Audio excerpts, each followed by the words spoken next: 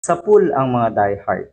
Totoo, sa puntong ito, tignan natin, kailan ba nagpakita ng kabaliwan sa kanyang mga sinasabi etong si Senator Trillanes? Di ba wala?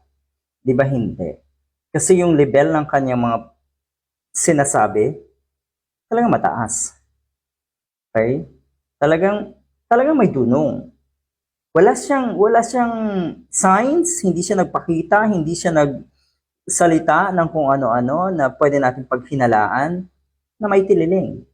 Pero 'di ba madalas tawagin nga natong mga diehard na may tililing. Etong si Trillanes, Senator Trillanes, former Senator Trillanes. Madalas po, ganyan po ang tawag ng mga nagmamarunong lalo, yung mga nasa social media, tililing. Kay Risa Ontiveros naman, ontivirus. You see? Ang pinakamalaking virus kayong mga diehard eh. Talaga ba? Ang titibay ng sikmura niyo po na paratangan yung iba.